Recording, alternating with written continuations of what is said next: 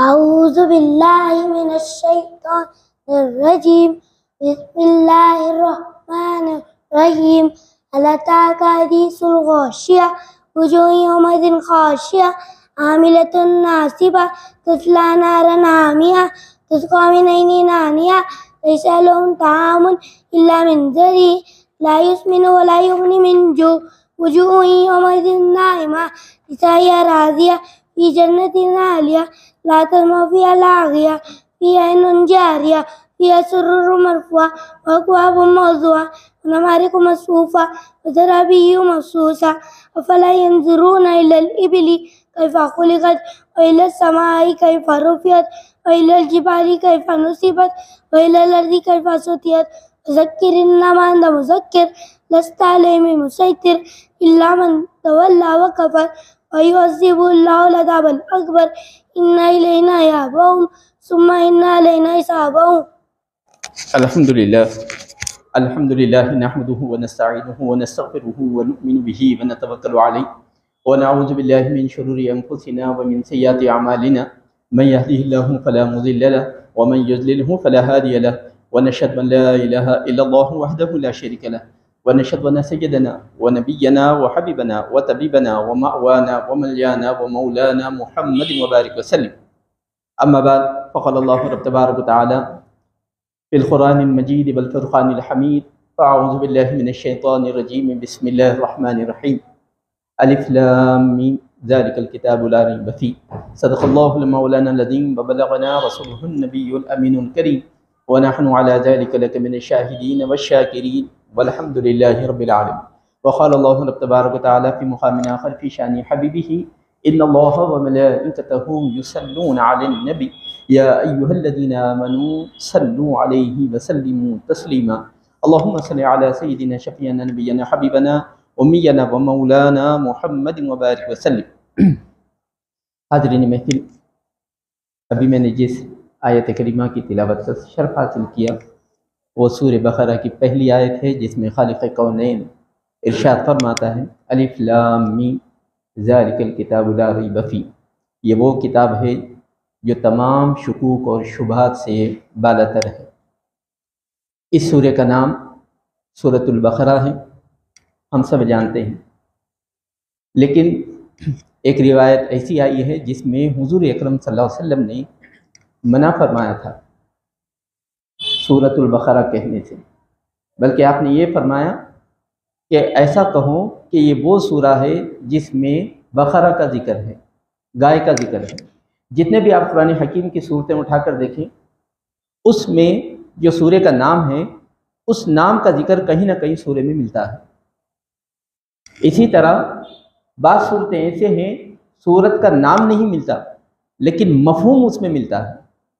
چنانچہ سورہ فاتحہ دیکھیں، فاتحہ کا لفظ کہیں نہیں ملتا آپ کو اس میں، لیکن ابتدا ہے قرآن حکیم کی، معنی کی مناسبت ہے، اسی لیے اس کا نام سورہ فاتحہ ہے.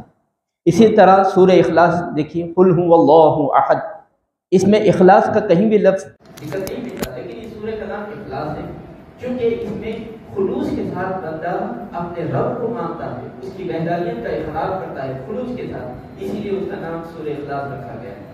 لیکن بقرہ میں چونکہ بقرہ کا لفظ آیا ہے اسی لیے اس کا نام سورہ بقرہ رکھا گیا ہے. لیکن حضور اکرم صلی اللہ علیہ وسلم نے جو منع فرمایا تھا اس کی وجہ یہ تھی کہ اس وقت کفر میں لوگ ڈوبے ہوئے تھے، گائے کی پرستش کرتے تھے. سورۃ البقرہ اگر اس وقت کہا جاتا تو عین ممکن تھا کہ لوگوں کی جو بدعمالیاں تھی اس میں اور پختگی آ جائے.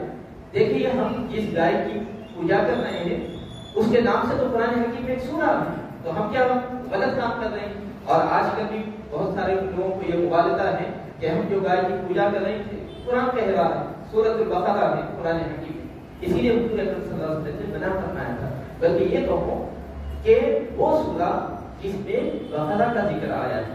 لیکن بعد میں جب مسلمان کا ایمان مضبوط ہو گیا، جب اعتقادی جو کمیاں تھیں دور ہو گئی، تو حضور اکرم صلی اللہ علیہ وسلم نے اس وقت اجازت مرحمت فرما دی کہ اب سورہ بقرہ کہا جا سکتا ہے. چنانچہ آپ وہ واقعہ بھی جانتے ہیں کہ موسیٰ علیہ السلام کے دور میں کسی کا قتل ہو گیا تھا، تو تو اللہ تبارک و تعالیٰ نے موسیٰ علیہ السلام کی طرف وہی فرمائی کہ موسیٰ جو نعش ہے اس کا قاتل کا پتہ نہیں چل رہا، لوگ پریشان ہیں کہ اس کا قتل کس نے کیا. تو ہم آپ کو ایک ترکیب بتاتے ہیں کہ گائے کو ذبح کریں اور اس کے گوشت کا ایک حصہ لے کر میت کے جسم کو ماریں یا میت کے جسم پر رکھ دیں تو میت خود کھڑی ہو جائے گی اور اپنے قاتل کا نام بتائے گی. اب ذہن میں سوال پیدا ہو سکتا ہے کہ موسیٰ علیہ السلام کو اللہ تبارک و تعالیٰ نے گائے ذبح کرنے کا بھی حکم کیوں دیا؟ اونٹ کا بھی حکم دے سکتا تھا. تو علماء کرام ارشاد فرماتے ہیں کہ موسیٰ علیہ السلام جب کوہ طور پر تورات دینے تشریف لے گئے تھے تو آپ کی امت میں ایک شخص تھا سامری جادوگر. اس نے دیکھا کہ حضرت جبرائیل امین کا گھوڑا جس مقام پر اس کا پیر پڑتا وہاں سے ہریالی اگا یعنی حیات نکلتی. تو اس نے اس مٹی کو لے کر ایک بچڑا بنایا تھا گائے کا، اس میں وہ ڈالا تو اس میں جان آ گئی تھی اور وہ دنیا میں یہ کہتے پھرتا تھا کہ دیکھو یہ زندہ معجزہ ہے میرا، لہٰذا تم گائے کی عبادت کرو. تو اس وقت جب موسیٰ علیہ السلام واپس تشریف لائے تو دیکھا کہ پورے لوگ گائے کی پوجا میں مصروف ہو گئے تھے. اسی لیے اللہ تبارک و تعالیٰ نے حضرت سیدنا موسیٰ علیہ السلام کو حکم دیا تھا کہ گائے ذبح کرو تاکہ یہ اعتقادی ان کے اندر جو ہے جو یہ گائے کو اپنا معبود سمجھ رہے ہیں آپ ان کے سامنے اس کو ذبح کریں اور بتائیں کہ یہ ہمارا معبود نہیں ہو سکتا. اسی لیے اللہ تبارک و تعالیٰ نے حضرت سیدنا موسیٰ علیہ السلام کو گائے ذبح کرنے کا حکم دیا تھا. تو اسی طرح اس آیت پاک اس سورے میں کیونکہ اسی کا ذکر آ رہا ہے کہ موسیٰ علیہ السلام کو حکم دیا گیا تھا کہ بقرہ کو ذبح کریں، اسی لیے اس سورے کا نام سورہ بقرہ رکھا گیا ہے. سورتیں جب ہم پڑھتے ہیں تو ہم سب جانتے ہیں کہ بعض سورے مکی ہیں اور بعض سورے مدنی. علماء اکرام ارشاد فرماتے ہیں 28 صورتیں ایسی ہیں جو مدینہ پاک میں نازل ہوئی. اس کے علاوہ جتنی صورتیں ہیں وہ مکہ شریف میں نازل ہوئی، یعنی 114 میں سے صرف 28 صورتیں ایسی ہیں جو مدینہ پاک میں نازل ہوئی، بقیہ صورتیں مکہ شریف میں نازل ہوئی. اب یہ صورتوں کے جو نام دیے گئے یہ سورہ مکی ہے، یہ سورہ مدنی ہے. علماء اکرام اس کے بعد ضابطے بیان فرمائے ہیں، بعض معیارات بیان فرمائے ہیں جس کی بنیاد پر ہم یہ تقسیم کرتے ہیں کہ یہ سورہ مکی ہے اور یہ سورہ مدنی ہے. انہی معیارات میں سے ایک معیار یہ ہے کہ ہجرت سے پہلے جتنی صورتیں نازل ہوئی وہ مکی کہلاتی ہیں اور ہجرت کے بعد جتنی صورتیں نازل ہوئی وہ مدنی صورتیں کہلاتی ہیں. اسی طرح دوسرا معیار یہ ہے کہ جن صورتوں میں اعتقاد بیان ہو رہا ہو، اللہ تبارک تعالیٰ کی وحدانیت بیان ہو رہی ہے، انبیاء اور مرسلین کی رسالت بیان ہو رہی ہے، آخرت کا عقیدہ بیان ہو رہا ہو، یہ صورتیں مکی صورتیں کہلاتی ہیں. اور وہ صورتیں جن میں عبادات کا حکم ہو رہا ہو، نماز پڑھنا، زکوٰۃ دینا، روزہ رکھنا، حج کرنا یا معاملات اسلامی تعلیمات کے موافق کرنا، یہ جتنے اصول اور احکامات بیان کیے جا رہے ہیں وہ مدنی صورت کہلاتی ہیں. تو جن صورتوں میں اعتقاد بیان ہو وہ مکی صورتیں ہوتی ہیں اور جن صورتوں میں احکامات بیان ہوتے ہیں عبادات کے مطابق یا معاملات کے مطابق یا اخلاقیات کے مطابق وہ تمام کی تمام صورتیں مدنی صورتیں کہلاتی ہیں. اسی طرح بعض علماء کرام نے ارشاد فرمایا جو صورتیں حجم میں چھوٹی ہوتی ہیں وہ مکی کہلاتی ہیں اور جو بڑی صورتیں ہیں وہ مدنی صورت کہلاتی ہیں. چنانچہ سورہ فاتحہ بالکل مختصر صورت ہے وہ مکی صورت ہے، سورہ بقرہ طویل صورت ہے وہ مدنی صورت کہلاتی ہے. اسی طرح بعض علماء کرام نے ارشاد فرمایا جس صورت میں اللہ تبارک و تعالیٰ یا ایھا الناس کے اندر پوری انسانیت کو خطاب کر رہا ہو وہ مکی صورتیں. چونکہ اسلام جب آباد ہوا تو وہ مسلمانوں کو خطاب نہیں کر رہا تھا کیونکہ ابھی مسلمان بنے ہی نہیں تھے. پہلے میں جب خطاب کیا جا رہا تھا تو پوری انسانیت کو خطاب کیا جا رہا تھا. لیکن جب مسلمانوں کی تعداد بڑھ گئی اب اللہ تبارک و تعالیٰ خاص طور پر مسلمانوں کو خطاب کرتا تھا یا ایھا الذین آمنوا کہتا. تو جتنی صورتوں میں یا ایھا الذین آمنوا آیا ہے وہ مدنی صورتیں ہوتی ہیں اور جن صورتوں میں یا ایھا الناس کہہ کر اللہ تبارک و تعالیٰ پوری انسانیت کو خطاب کرے وہ مکی صورتیں ہوتی ہیں. اسی طرح بعض علماء کرام نے ارشاد فرمایا جن صورتوں میں آیت سجدہ آتی ہے وہ مکی صورتیں ہیں، باقی کی مدنی صورتیں ہیں۔ اسی طرح بعض علماء اکرام نے ارشاد فرمایا جن صورتوں کے آغاز میں حروف مقطعات آتے ہیں، یعنی وہ حروف جن کو ہم ملا کر نہیں پڑھ سکتے، علیحدہ علیحدہ کر پڑھنا پڑتا ہے، جیسے الف لام میم صاد طٰ یاسین، یہ تمام صورتیں مکی صورتیں ہیں۔ ان کے علاوہ جو صورتیں ہیں وہ مدنی صورتیں کہلاتی ہیں۔ بعض علماء اکرام ارشاد فرماتے ہیں کہ جن صورتوں میں آدم علیہ السلام کا ذکر آیا ہے وہ تمام صورتیں مکی صورتیں ہیں، اور جن صورتوں میں آدم علیہ السلام کا ذکر نہیں آیا وہ مدنی صورتیں ہیں۔ اس سے اتنا یہ ہے کہ سورہ بقرہ میں اللہ تبارک و تعالیٰ نے آدم علیہ السلام کا ذکر کیا ہے، لیکن اس کے باوجود یہ مدنی صورت ہے، مکی صورت نہیں ہے۔ لیکن عمومی طور پر جہاں پر بھی آدم علیہ السلام کا ذکر آتا ہے وہاں پر اللہ تبارک و تعالیٰ آدم علیہ السلام کا ذکر کرتا ہے، اور وہ صورتیں مکی صورتیں کہلاتی ہیں۔ سورہ بقرہ میں اللہ تبارک و تعالیٰ نے جن اقوام کا ذکر کیا ہے اس میں مشرکین ہیں، یہود ہیں، نصارہ ہیں، منافقین ہیں اور جہلا ہیں۔ علماء اکرام ارشاد فرماتے ہیں کہ سورہ بقرہ میں یہ جن اقوام کا، جن ملتوں کا ذکر آیا ہے وہ ذکر یوں ہی نہیں کیا اللہ تبارک و تعالیٰ نے، بلکہ ان کا ذکر اللہ تبارک و تعالیٰ نے اس لیے فرمایا تاکہ ہم ان کے اوصاف سے بچ جائیں، ان کا جو کردار ہے اس کردار سے اپنے آپ کو محفوظ رکھیں۔ لیکن آج ہم دعا کرتے ہیں کہ مولا یہودیوں کے راستے پر نہ چلا، نصارہ کے راستے پر نہ چلا، لیکن ہم وہی کام کرتے ہیں جو یہودی کرتے ہیں۔ یہودی اللہ تبارک و تعالیٰ کی قدرت کو نہیں مانتے، ہم وہی کر رہے ہیں۔ تھوڑی سی پریشانی آتی ہے تو ہم اللہ تبارک و تعالیٰ کی رحمت پر بھروسہ نہیں کرتے، ہم جھوٹے عاملوں کے پیچھے پڑ جاتے ہیں اور اپنے ایمان کو کمزور کرتے ہیں۔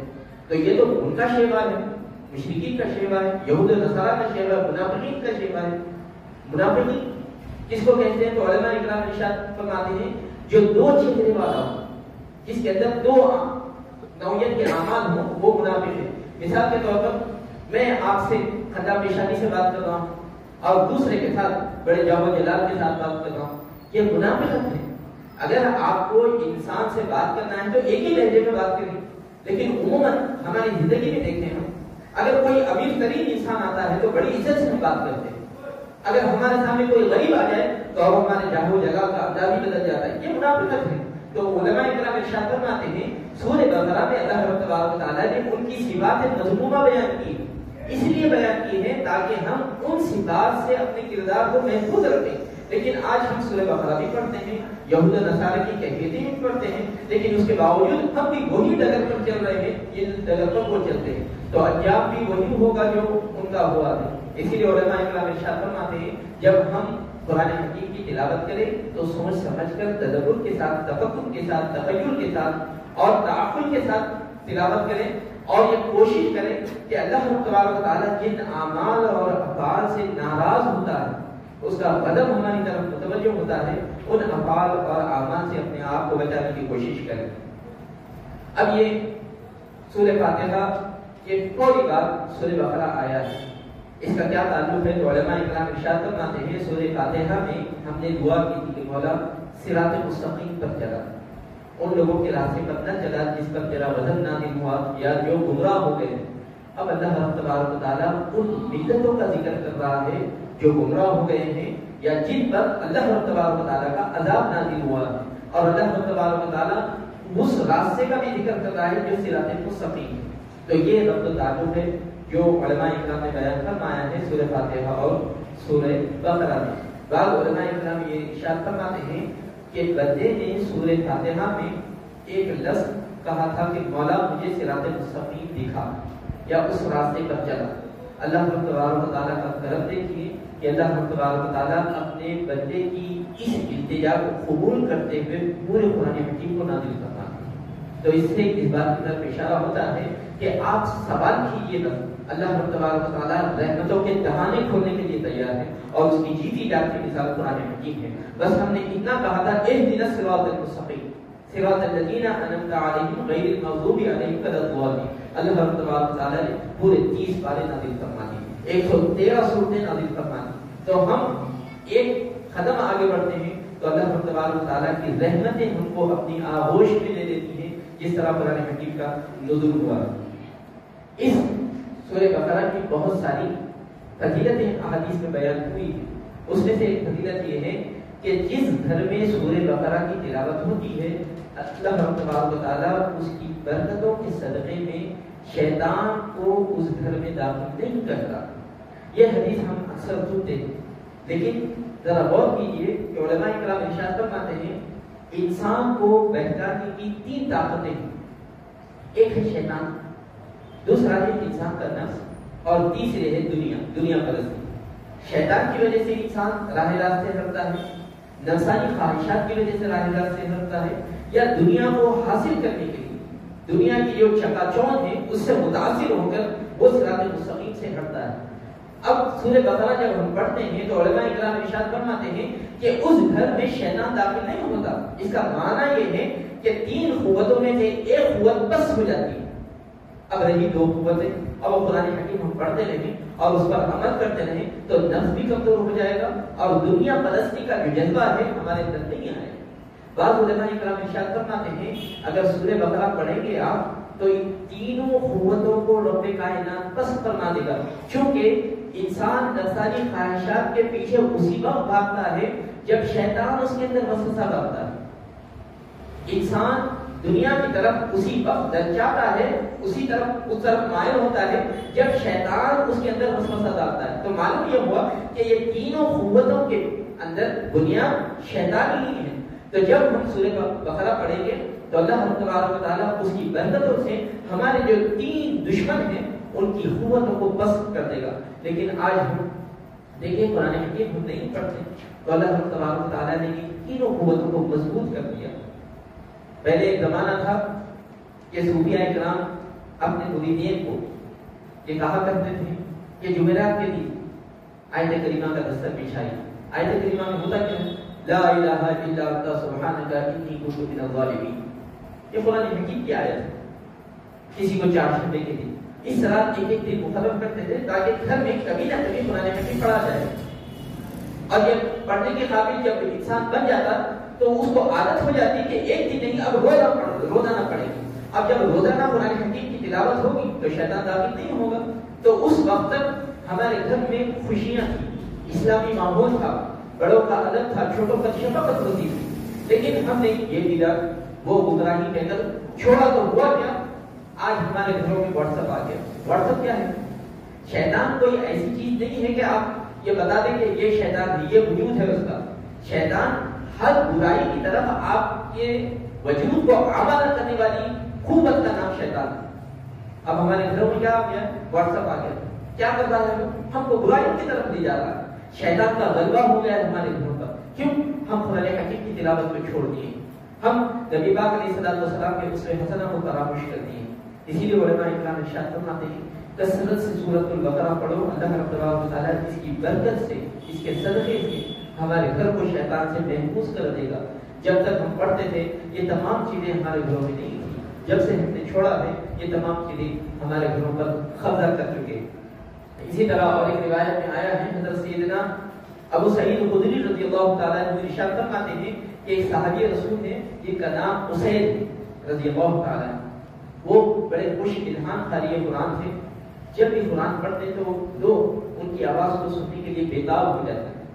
وہ فرماتے ہیں کہ میں ایک مرتبہ گھر میں قرآن حکیم کی تلاوت کر رہا تھا اور میرے بازو میرا بچہ یحییٰ سو رہا تھا اور اس کے بعد گھوڑا میرا بنا ہوا تھا. پہلے بڑے بڑے گھر نہیں ہوتے تھے، چھوٹے مختصر گھر ہوتے تھے. تو آپ کہتے ہیں کہ میں جب بھی سورہ بقرہ کی تلاوت کا آغاز کرتا میں دیکھتا کہ گھوڑا اچھل جاتا تو مجھے خوف ہوتا کہ کہیں اس کا پیر میرے بچے پر نہ پڑ جائے. تو میں پیر فوری اپنے بچے کی طرف جب متوجہ ہوتا تو اس وقت قرآن حکیم کی تلاوت نہیں ہوتی تو گھوڑا پھر شانت ہو جاتا. پھر جیسے ہی میں تلاوت کا آغاز کرتا پھر گھوڑا اچھل جاتا. 2-3 مرتبہ میں نے دیکھا. تو اس کے بعد میری نظر آسمان کی طرف پڑی تو میں نے دیکھا کہ ایک نور ہے جو آسمان سے میرے گھر کی طرف آ رہا، جس کو دیکھ کر گھوڑا اچھل رہا. تو میں جب بھی قرآن حکیم کی تلاوت کا آغاز کرتا، سورہ بقرہ پڑھنے کی کوشش کرتا، وہ نور کا حالہ نظر آتا جس کو دیکھ کر گھوڑا اچھل جاتا. میں یہ ماجرا دیکھ کر حضور اکرم صلی اللہ علیہ وسلم کی بارگاہ میں پہنچا اور کہنے لگا یا رسول اللہ جب بھی میں قرآن حکیم کی تلاوت کرتا ہوں سورہ بقرہ پڑھنے کی کوشش کرتا ہوں میں دیکھتا ہوں کہ ایک نور ہے جو میرے گھر پر آ رہا ہے جس کو دیکھ کر گھوڑا اچھل رہا ہے، کیا ماجرا ہے؟ تو حضور اکرم صلی اللہ علیہ وسلم ارشاد فرماتے ہیں مبارک ہو تمہیں سورہ بقرہ پڑھنا، وہ کوئی نور جو جس کو تم دیکھ رہے ہو وہ کوئی اور چیز نہیں ہے بلکہ اللہ کے فرشتے ہیں جو رحمتیں لے کر تمہارے گھر پر نازل ہو رہے ہیں۔ تو صرف سورہ بقرہ پڑھنے سے اللہ تبارک و تعالیٰ اپنے فرشتوں کو نازل فرماتا ہے کہ اس بندے پر میری رحمتیں نازل کرے، اور جس بندے پر اللہ کی رحمتیں نازل ہوتی ہیں بتائیے دنیا کی کون سی ایسی مصیبت ہے جو اس کو پریشان کر سکے، اس کو غمزدہ کر سکے۔ لیکن آج ہم زبانی طور پر قرآن حکیم پر اعتقاد رکھتے ہوئے ہم مانتے ہیں کہ قرآن حکیم دستور حیات ہے، اس قرآن حکیم میں کوئی ایسا مسئلہ نہیں ہماری زندگی کا جس کا حل اس میں موجود نہ ہو، لیکن اس کے باوجود ہم نہ قرآن شریف پڑھنے کی کوشش کرتے ہیں، سمجھنا تو بہت دور کی بات ہے۔ تو ہم قرآن حکیم کو پڑھنے کی کوشش کریں، اس کو سمجھنے کی کوشش کریں، ہماری دنیا ہی جنت نشان بن جائے گی، آخرت میں تو جنت ملنا یقینی ہے، کیونکہ اللہ تبارک و تعالیٰ جو وعدہ فرماتا ہے اپنے بندوں سے اس کے خلاف نہیں کرتا۔ جو بھی قرآن حکیم کی تلاوت کرتا ہے اور اس پر عمل کرتا ہے اللہ تبارک و تعالیٰ آخرت میں اسے جنت عطا فرمائے گا۔ اور ایک روایت میں آیا ہے کہ حضرت سیدنا عباس رضی اللہ تعالیٰ عنہ بیان فرماتے ہیں کہ ایک مرتبہ جبرائیل امین انسان کی شکل میں آئے تھے اور ہم حضور اکرم صلی اللہ علیہ وسلم کے پاس بیٹھے ہوئے تھے، اتنے میں ایک آواز سنائی تھی۔ حضرت سیدنا جبرائیل امین آسمان کی طرف دیکھے اور کہنے لگے یا رسول اللہ آسمان پر ایک دروازہ کھلا ہے جو آج سے پہلے کبھی نہیں کھلا تھا۔ پھر اس کے بعد تھوڑا خاموشی اختیار کرنے کے بعد پھر جبرائیل امین گویا ہوئے یا رسول اللہ اس دروازے سے جو آج سے پہلے کبھی نہیں کھلا تھا اس سے ایک فرشتہ آ رہا ہے جو آج سے پہلے کبھی نہیں آیا زمین کی طرف۔ اب وہ فرشتہ آیا اور حضور اکرم صلی اللہ علیہ وسلم کو سلام عرض کیا، اور سلام عرض کرنے کے بعد اس نے کہا یا رسول اللہ اللہ رب العزت نے آپ کو ایسے دو نور عطا فرمائے ہیں آپ سے پہلے کسی نبی کو عطا نہیں فرمائے۔ پھر اس کے بعد اس نے کہا سورہ فاتحہ اور سورہ بقرہ کی آخری آیتیں یہ ایسی آیتیں ہیں جو آپ سے پہلے کسی نبی کو عطا نہیں کیے گئے۔ تو اندازہ کیجئے کہ اللہ رب العزت بتا رہے ہیں جن آیتوں کو جن دو نوروں کو کسی نبی کو عطا نہیں کر کے حضور اکرم صلی اللہ علیہ وسلم کو عطا فرمایا ہے تو اس کی کیا اہمیت ہوگی۔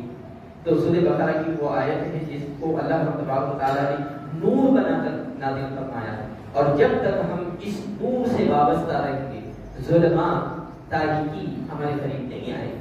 جس روم میں لائٹ جل رہی ہو وہاں تاریکی نہیں ہوتی، جس روم میں لائٹ بند ہو جائے وہاں تاریکی ہوتی۔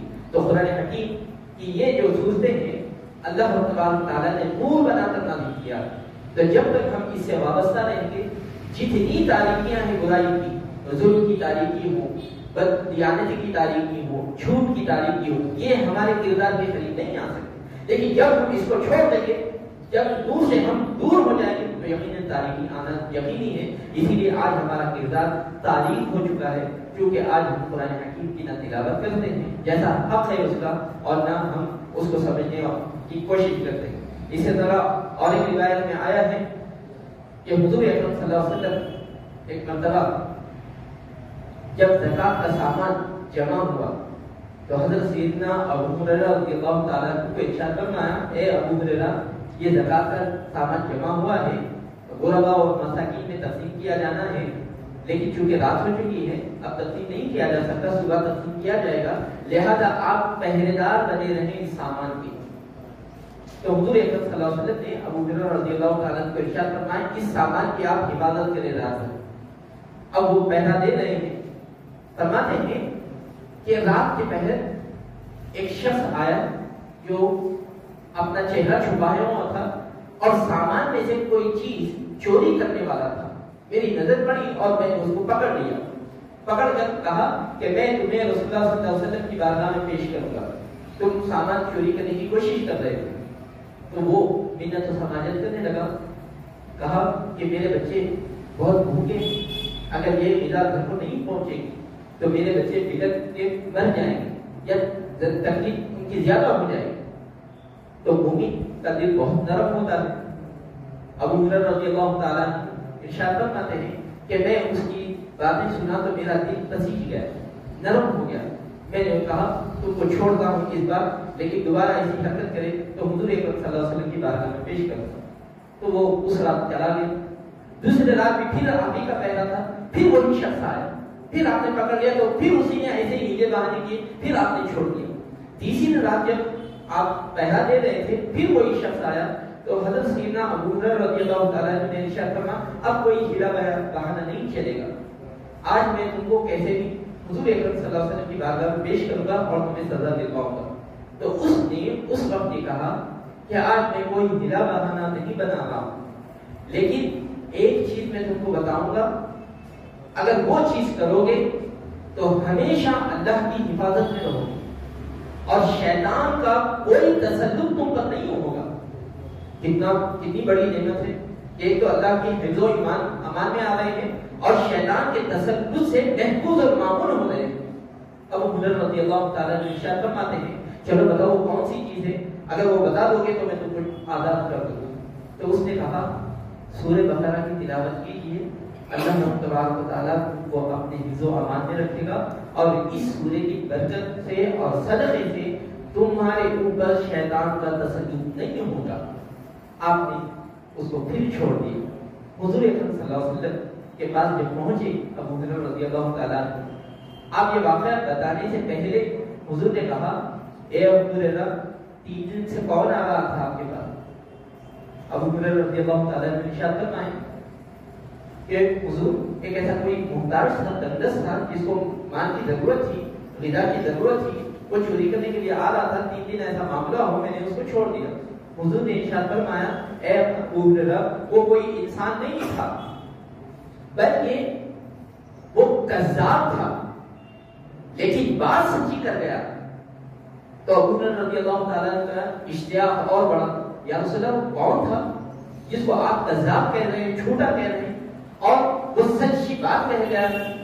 تو ابو ہریرہ رضی اللہ تعالیٰ عنہ سے حضور نے ارشاد فرمایا اے ابو ہریرہ وہ شیطان تھا جو کذاب تھا, لیکن اس کو بھی اس بات کا اعتراف ہے کہ سورہ بقرہ جو پڑھتا ہے وہ اللہ تبارک و تعالیٰ کی حفظ و امان میں آ جاتا ہے اور اس کا تسلط اس شخص پر نہیں چلتا جو سورہ بقرہ کی تلاوت کرتا ہے. تو اندازہ کیجیے کہ سورہ بقرہ پڑھنے سے شیطان کے تسلط سے ہم بچ رہے ہیں, تو اس پر عمل کرنے کا کیا عالم ہوگا. یہ تو سورہ بقرہ ہے, پورے قرآن حکیم پڑھنے سے کیا عالم ہوگا اور اس پر عمل کرنے سے, اس کو سمجھنے سے کیا عالم ہوگا.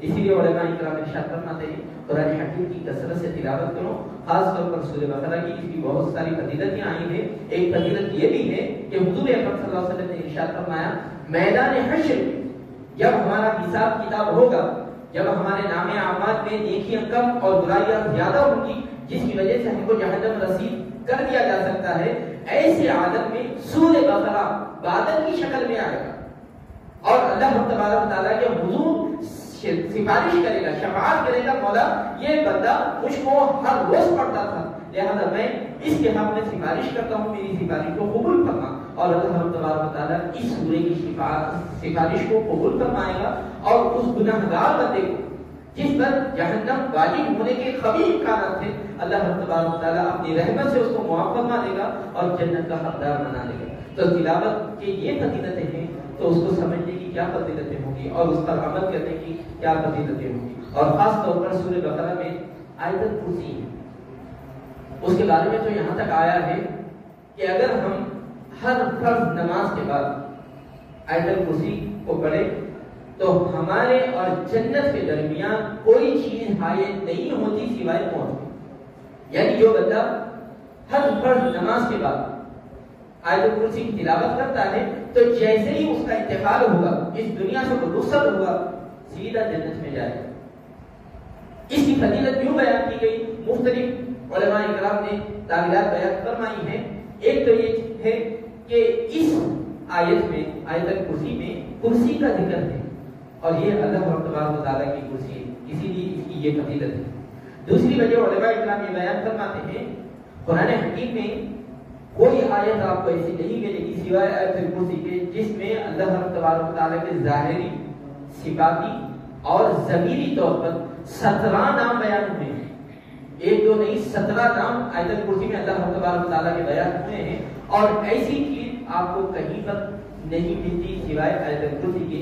اسی لیے اس آیت الکرسی کی بڑی فضیلت ہے. اور جب ہم ہر فرض نماز کے بعد اس کی تلاوت کرتے ہیں تو اللہ تبارک و تعالیٰ اس کے صدقے میں ہم کو جنت کا مستحق بنا دیتا ہے. آج ہم جو عبادتیں کرتے ہیں، جو معاملات اسلامی تعلیمات کے مطابق کرنے کی کوشش کرتے ہیں، اس کی اہمیت یہ ہے کہ ہم جہنم سے بچ جائیں اور جنت میں چلے جائیں. کتنا آسان راستہ حضور اکرم صلی اللہ علیہ وسلم بیان فرما رہے ہیں. اس کا قطعی یہ مطلب نہیں ہے کہ ہم آیت الکرسی پڑھتے رہیں اور بعد میں کسی پر ظلم کرتے رہیں، بدیانتی کرتے رہیں. اس کا مطلب یہ ہے کہ آیت الکرسی پڑھنے کے بعد اللہ تبارک و تعالیٰ کی وحدانیت پر، اس کی قدرت پر، اس کے جلال پر، اس کے غضب پر ہم کو کامل ایقان ہو، اس کی رحمت پر کامل ایقان ہو.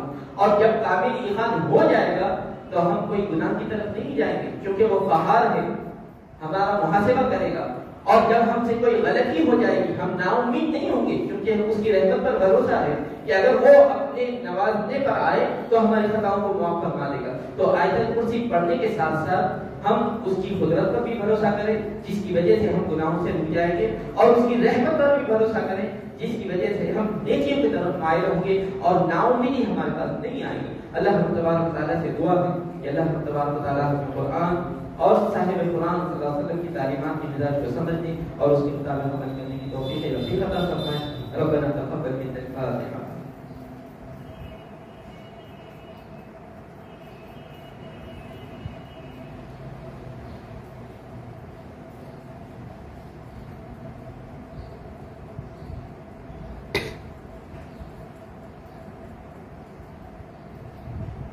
إن الله وملائكته يصلون على النبي يا أيها الذين آمنوا صلوا عليه وسلموا تسليما.